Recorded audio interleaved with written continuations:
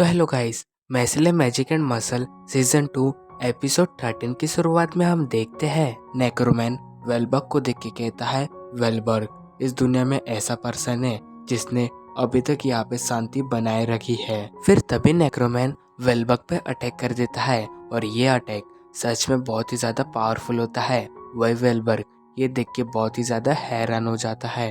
तो वही हमें बताया जाता है एडम जॉब्स का जो डार्क मैजिक है वो बहुत ही ज्यादा खतरनाक है, उसके सामने कोई नहीं टिक सकता है। तो वही नेक्रोमैंसर फिर से वेलबर्ग पे अटैक कर देता है जिससे कि वेलबर्ग के कपड़े फट जाते हैं। अब वही नेक्रोमैंसर कहता है, सच में एडम जोन्स का मैजिक बहुत ही ज्यादा ताकतवर है, मुझे इतने ज्यादा मैजिक को कंट्रोल करने में बहुत ही ज्यादा मजा आ रहा है, ये अब तक का सबसे अच्छा खिलौना है। और ये कहते ही वो फिर से वेलबर्ग पे अटैक कर देता है, लेकिन वही वेलबर्ग अपने मैजिक को यूज करके उस अटैक से बच जाता है। तो ये देख के नेक्रोमैंसर सोचता है, क्या उसने मेरे डार्क मैजिक को इतने आसानी से रोक दिया।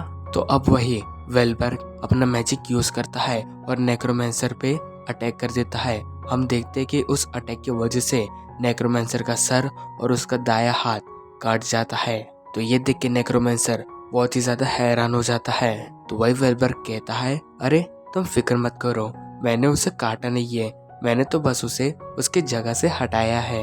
वही वेलबर्ग की ये बात सुन के नेक्रोमैंसर को बहुत गुस्सा आता है, जिसके बाद वो अपना तीसरा मैजिक यूज करता है। लेकिन तभी हम देखते कि वेलबर्ग उस मैजिक को बड़े ही आसानी से रोक देता है। तो ये देख के नेक्रोमैंसर सोचता है, नहीं नहीं, ऐसा नहीं हो सकता, एक प्योर मैजिक एक डार्क मैजिक को कैसे रोक सकता है। एडम जॉब्स दुनिया के सबसे पावरफुल मैजिशियन है, उनके अटैक को कोई एक ही बारे में कैसे रोक सकता है, ये नामुमकिन है। अब आगे नेक्रोमैंसर फिर से वेलबर्ग पे अटैक कर देता है और सच में ये अटैक बहुत ही ज्यादा पावरफुल होता है।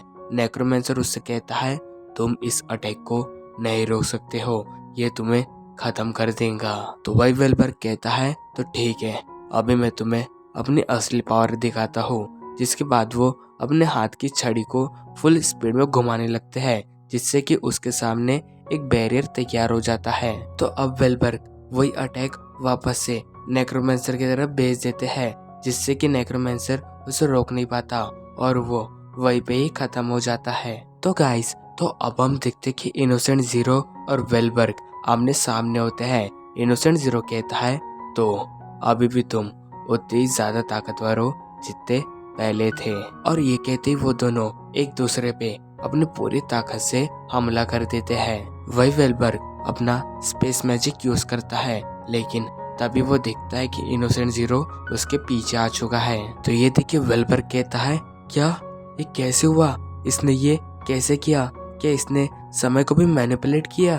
फिर वही इनोसेंट जीरो अपने मैजिक को यूज करता है, जिसका नाम होता है स्पेस बाउट। हम देखते हैं कि उस अटैक की वजह से वेलबर्ग का हाथ बहुत ही ज्यादा डैमेज हो जाता है। तो अब वेलबर्ग इनोसेंट जीरो से कहता है, तुम तो बहुत कमजोर निकले, तो चलो देखते हैं कि इसमें कितना है दम। तो अब वेलबर्ग अपने मैजिक से इनोसेंट जीरो को पकड़ने की कोशिश करता है, लेकिन वही इनोसेंट जीरो वेलबर्ग के अटैक से बच जाता है और वो एकदम से उसके पीछे आ जाता है।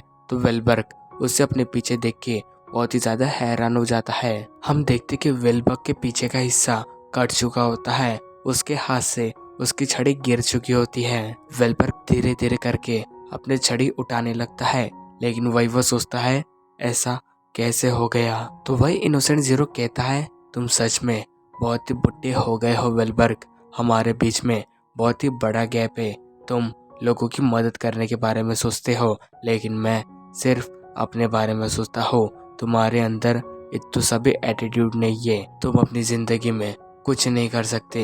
तो वही दूसरी ओर हम देखते हैं वेलबर्ग सोचता है, क्या सच में ये ऐसे ही खत्म हो जाएगा। फिर तभी हमें वेलबर्ग का पास दिखाया जाता है, जहाँ पे वो सोचता है, पहले मैं वैसा नहीं था जैसे मैं अभी दिखता हूँ, मैं पहले बहुत ही कमजोर था, मैं पढ़ाई में भी अच्छा नहीं था, स्कूल में भी मुझे कोई पसंद नहीं करता था, तो इसी वजह से मैं बहुत ही कम स्कूल जाता था और मेरे अंदर कॉन्फिडेंस की बहुत ही ज्यादा कमी थी।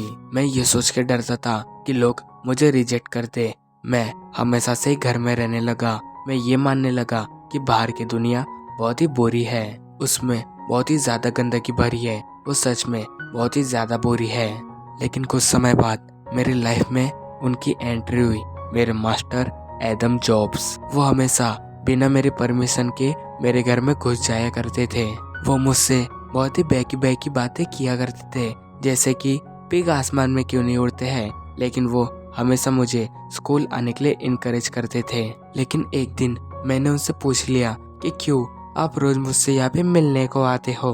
तो मास्टर ने जवाब दिया था, क्योंकि मैं तुम्हें अकेला नहीं छोड़ सकता।